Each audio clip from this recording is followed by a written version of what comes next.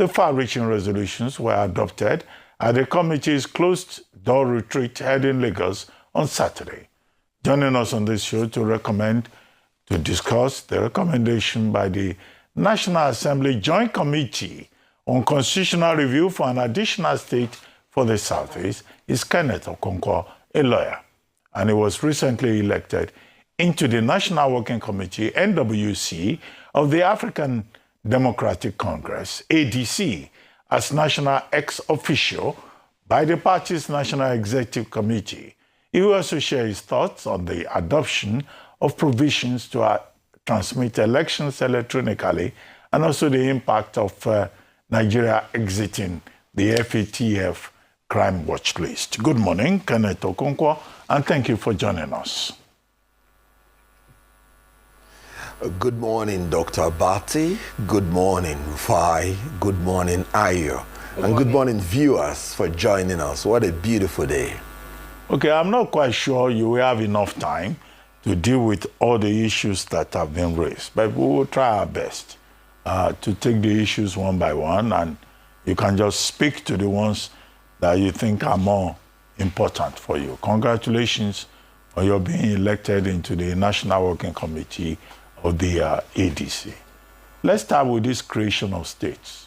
Thank you very much. Yeah, there are some of us who are of the opinion that we don't need more states, whether in the Southeast or elsewhere, nor do we need more local governments. We already have 774 local governments.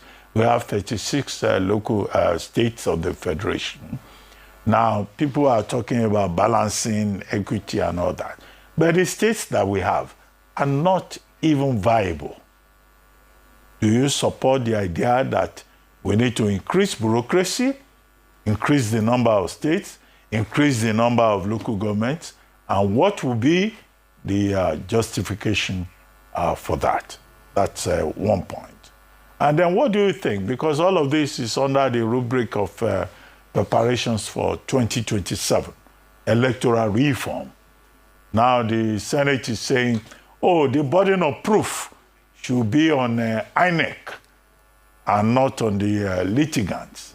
Now, what do you also think of that? Because usually the presumption of innocence or regularity, which is the technical word, is always on the side of INEC. But some people are now saying, no, INEC has to prove that it conducted elections properly, and that it will have to answer questions with regard to how election is managed. Those two to start with, from me.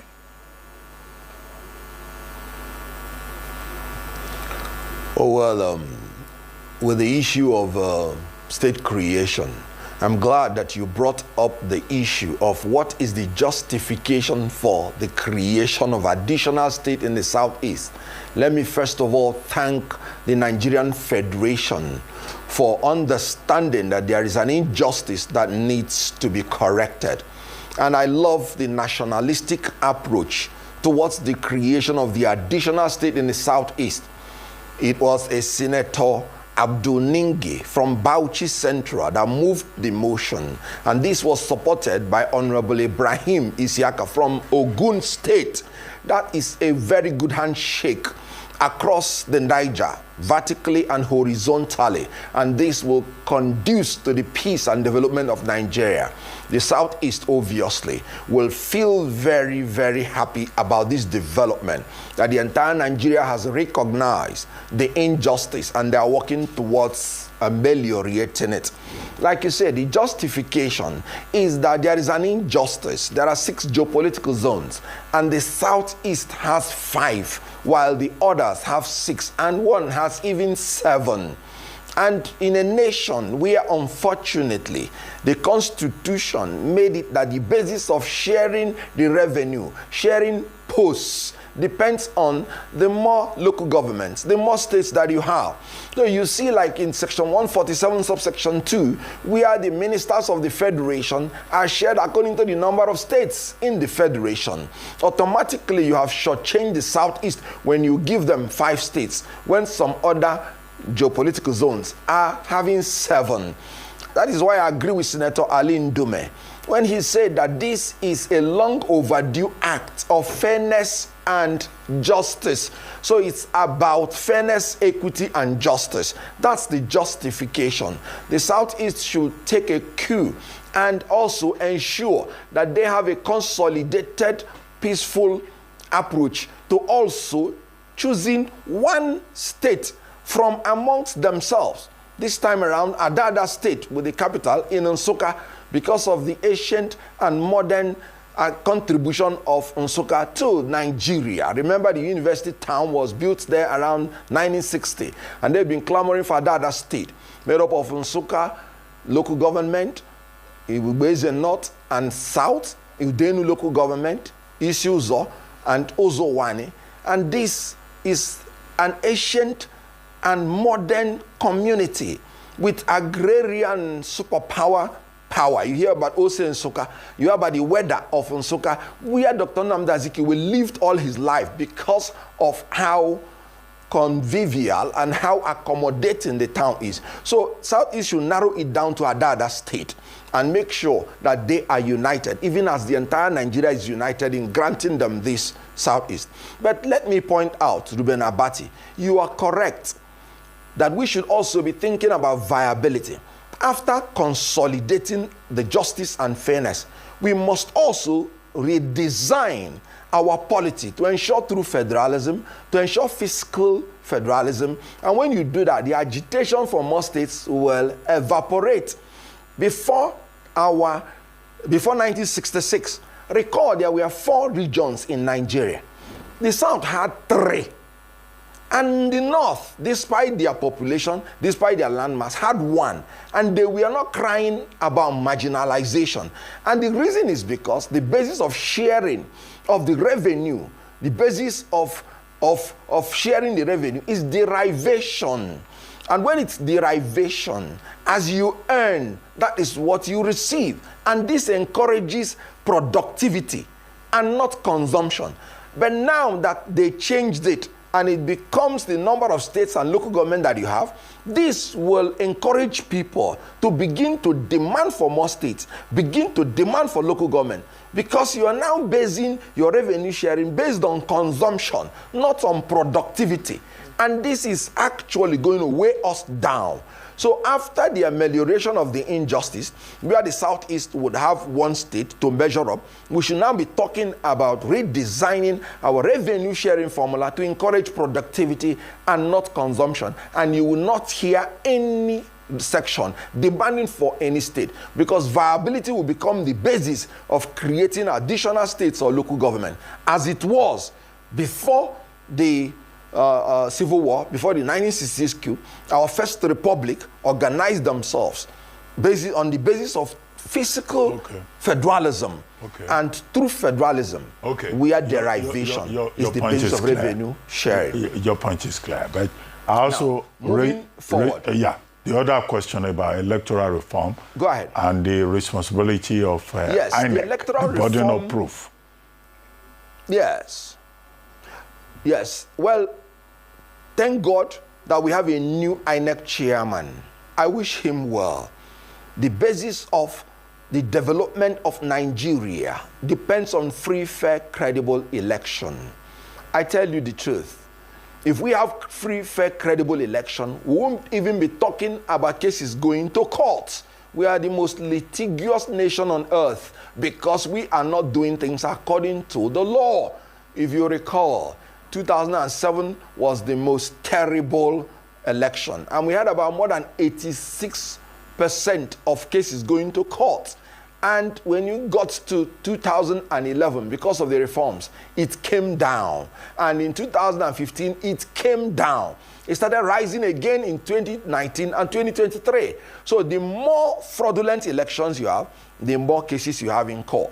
And I agree that the burden of proving regularity of election should be on INEC. And this is because of the frustration that petitioners always have. They cannot access the documents to prove their case. They do not have the right personnel, because you'll be expected to provide polling unit agent that will give oral evidence, that will speak to the documents you are producing within a very short time, and INEC will not be cooperating with you. So when INEC has the burden, INEC will now produce all the requirements. I was a member of the presidential legal team during the 2023 election. Do you know INEC was subpoenaed many times to provide the original from EC8A in court, and it did not come to court today. They simply came and said he was not there. And because the burden to prove is on the petitioner, if he does not prove it, his petition collapses. Right. But when INEC has the burden to prove, they will now be compelled to bring all the documents to court. It will make something more efficient. It will make it easier. And then Section 137 of the Electoral Act will be reactivated, whereby we are the documents, when the documents are fully produced, and then the court can just look at it. And if the petitioner now has anything to oppose, he will oppose, and decision will be made faster, quicker, and more efficient. So I agree that the burden of proof should be on INEC. INEC, you conducted the election. INEC, you have the documents. INEC, you have the personnel. INEC, you have the everything. And you are saying that you did the right thing. Come to court and prove it. It is a nice thing. Then when we talk about our electoral reforms, we are talking about electronic transmission of results, making it mandatory and compulsory. In all honesty, in our Electoral Act already that we have, I believe that we have sufficient sections to ensure that we have electronic transmission of results. We have section 47.2 that made the use of card reader compulsory in catching the accredited voters. And you say without it, you don't have election. That's electronic recording and storage of information. You have section 62 that said immediately after the election, you transmit to a national electronic register of election results, pulling in it by pulling in it. And whoever wants a copy, you give him to prove his case. These are all there. And you have section 64.45, where they say you need the electronic transmitted result to use for collation. And INEC in its regulations made it mandatory. But unfortunately, the court said it's discretionary. My next question is so we need to, reinforce our Electoral Act to make sure that we make it compulsory electronically, so unequivocal, so that the courts will not have any excuse. Thank you. You have spoken very well. Now I can come in to ask a question. Thank you so much, Mr. Okonkwo. Going back to you, though, it's just two questions I have for you very quickly. We can be brief, please. The first is around the, the creation of a new state, and to your argument that what we should be speaking about more is on revenue allocation and the basis on which it is distributed among states. And you already said it, that's the reason why, the current formula is the reason why there are more agitations for states, because it's not only the southeastern states. In the southwest, they're also asking for new states as well, and other parts. Should this advocacy be more along the lines of revenue allocation or distribution of revenue, so that we're able to fix the problem once and for all, rather than going to one corner, we create one state, then we now begin to talk about a reorganizing of the way that revenue is allocated? The second question then would be around this electronic transmission of results. Like you rightly said, the provision was already made for, was made for in the electoral reform of 2022. However, implementation was the challenge. What would be different if we have an electoral reform to strengthen this, if there's no political will or even the will from INEC to do the right thing? And do we have the infrastructure to support it when we talk about, data, network connectivity and the likes? Because that could very well be cited as a reason why it would not work. Yes, like I said before, the whole idea of one more state for the Southeast is because of equity and justice. That is the justification. And that is what they said. And that was why they narrowed it down to one state for the Southeast. And then they said after that, they will begin to consider other requests. And that is why I'm saying that if you restructure Nigeria to have fiscal federalism, whereby revenue sharing will be based on derivation. Nobody will ask for more state. You know why? Because more state will be a burden to you because you are increasing the cost of governance without additional revenue coming to you. But people are asking for more states because the more states you have, the more revenue you have. So when equity and justice have been done by creating one more state in the Southeast, I belong to that category that will say that viability should be the basis to create more states. We're not talking about viability in the issue of one more state for the Southeast. We're talking about equity and justice because Southeast has 5 states and other geopolitical zones have 6 and even 7. So having settled that, I agree with you that our attitude must change before we talk about enforcing our laws. We have enough laws already that will guarantee us free, fair, credible, periodic election and verifiable. Was it not INEC that invented IREF portal? Was it not INEC that sabotaged the same IREF portal in 2023 and said it was technical glitch? When JAMB had technical glitch, they cancelled the exams and ordered the students to retake it. When INEC under Professor Mahmoud Yakubu had technical glitch, they continued announcing technically glitched results and told people to go to court. This is attitude. I agree with you. The first thing we have to hammer on and plead with this new INEC chairman is that there should be attitudinal change. No matter the amount of laws that you amend without the right attitude, without competence, and without operating a corrupt-free agency, you will still have the same problem. So we change our attitude. Of course, we need electoral reforms in order not to give room for the courts to come again and say it is discretionary on INEC to transmit election electronically. Let me remind us, according to Joseph Stalin, those who vote decide nothing. Okay. Those who count the vote decide everything. Okay. Our problem in elections has always been in collation, where people are counting it. And the whole idea of electronic transmission of results is to have electronically generated results that you will use to compare with the manually generated results to ensure, to verify their correctness, so that people do not inflate results during collation. So we need electronically transmitted results, and we have to firmly entrench it in the Electoral Act so that the courts will not say it's discretionary. It's mandatory. Real quickly, we've not seen any momentum from the ADC in a while. What's happening? Is it that momentum is waning? The second question is, the spokesperson of the party recently spoke to the fact that Governor Soludo in Anambra State was promising people that can win APGA their ward or their units, they're going to give them some money, voter inducement. What's your take on that? You see, like I keep saying about our laws, vote buying, voter inducement, it's a criminal offense by our Electoral Act. But you ask yourself how many people have been prosecuted. You ask yourself how many people have been brought to account, even in open cases, brazen cases of vote buying. It's unfortunate. It is happening in Anambra State. It's happening across Nigeria. It is the duty of INEC to ensure that such people are brought to justice. It is the duty of the security agencies. We are lacking in implementation of our laws, implementation and enforcement. We must have to change our attitude. So such action is illegal, it is criminal, and should be brought to justice. Now, as you rightly pointed out, ADC is on fire.